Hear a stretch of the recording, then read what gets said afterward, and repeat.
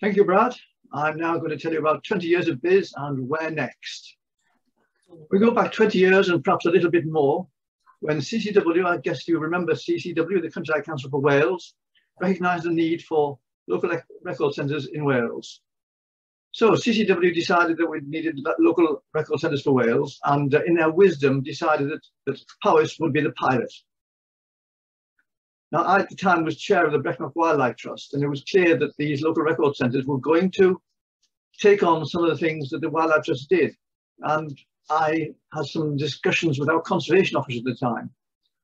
And I said to him, should we support this local record centre? And he said, yes, you should. So I joined the board, and somehow very shortly afterwards became chairman. And I'm still chairman, and I'm not quite sure why, but there we are. So we became one of the founding partners, and one of the fathers and the supporters. As a pilot, of course, we had an awful lot of thinking to do, because we were trying to set in motion the whole setup for the whole of Wales. And Adam Rowe, is Adam with us, by the way, Brad? Adam Rowe? I'll just check down through the participants now.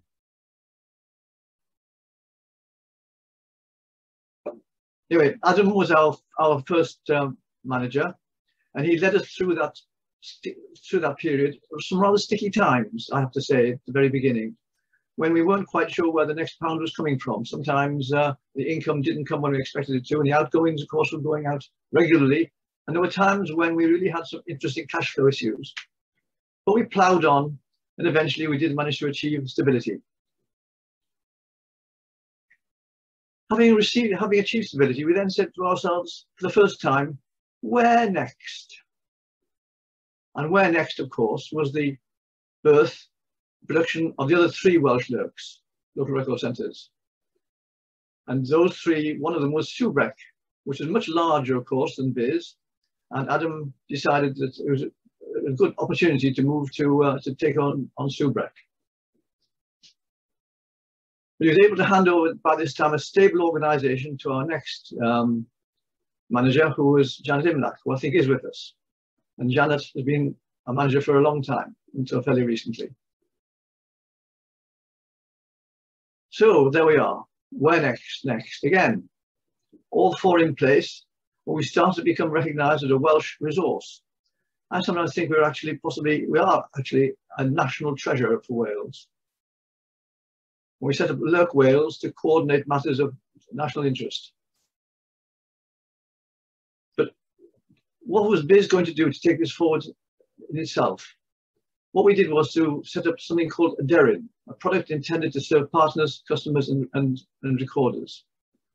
And that Derin was eventually taken on board by all of the other Welsh LRCs, well, certainly 3 of them anyway. Well, 3 were particularly using a Derin. And I think it's probably been the biggest contribution that BIS has made towards the whole of the local record centres in Wales. Where are we now? We have, I'm told, over 3 million records now in BIS' database. When you think about it, that's an enormous number of records, mainly contributed by our partners and by individual recorders. 3 million records. Think how many that is. It's taken a long time to get that far, but it's been a really good journey. And the BIS vision is to continue to put wildlife on the map in Powys and the Brecon Beacons National Park using reliable data for the benefits of biodiversity and future generations. And that's the forefront of all of our thoughts as the board of directors. So we're still thinking, where next? We have a strategic plan now to cope with the rapid changes that we're seeing. There's a strategy and a leaflet, both translated into Welsh. Can I ask, by the way, are they now on the website? I think they probably are. And you can then actually see them for yourselves. And we think they're probably the first BIS documents translated into Welsh. What are the challenges in the future? I think the main challenge is probably going to be the increasing use of online data recording.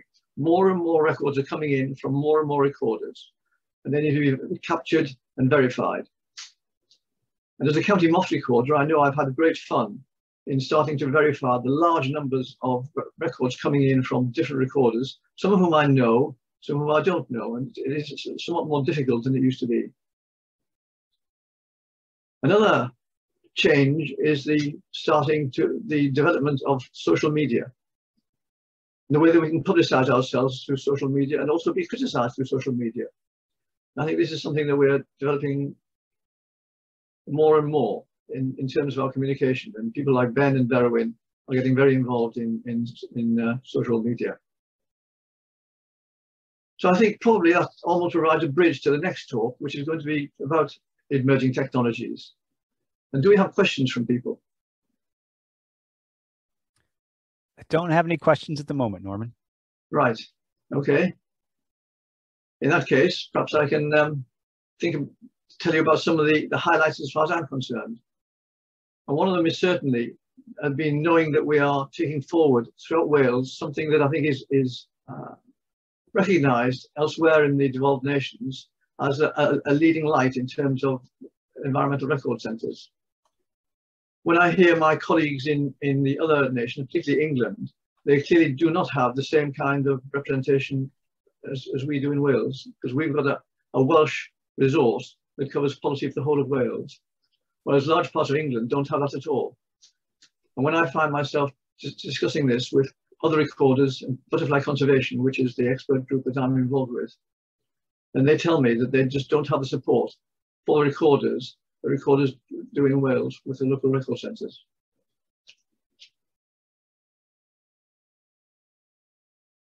So no questions? Nope, no more questions, Norman.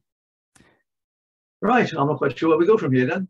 Well, ask anything online. Norman, what do you think is probably the biggest challenge for us in the future?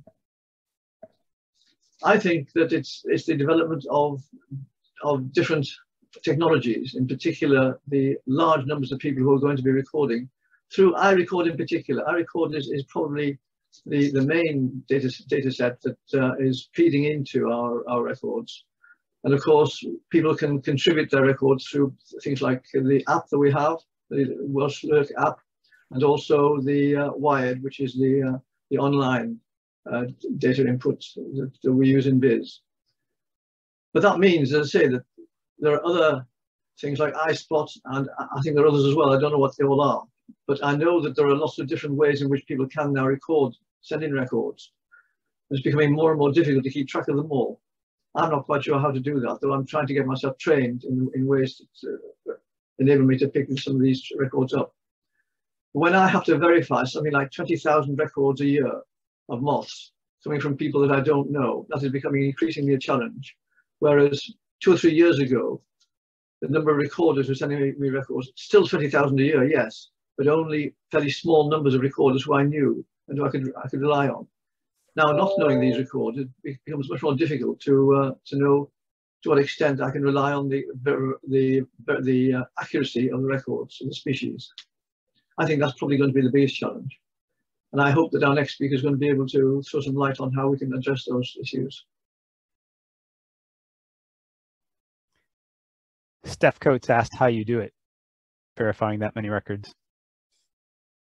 Well, what we're thinking of doing now is to set up a verification group and split the workload so that we can actually devolve some of the workload amongst members of the group. So if I've got 4 people, as I hope I will have in my little verification group, then we can split the number of records down to 4 different people, and we can actually achieve the verification more easily. I'm struggling, I have to say, at the moment with verifying all the records that are coming in different ways. And we have a question from Emma Williams. How are we geared up to encourage people to use BIS rather than iNaturalist when many nature-based charities are pushing the latter? I think that's partly our communication policy, that we need to ensure that we do interact with our recorders so that they come direct to us rather than go through other ways. But because we're in Wales, we have a lot of tourists coming in, a lot of holidaymakers come in and don't have the connection to BIS and the other record centres that the local people do. And I think that's another challenge, that more and more people are going to be coming in from elsewhere, putting in records through different means other than our record, and finding those and verifying them is going to be something of a difficult challenge, I think.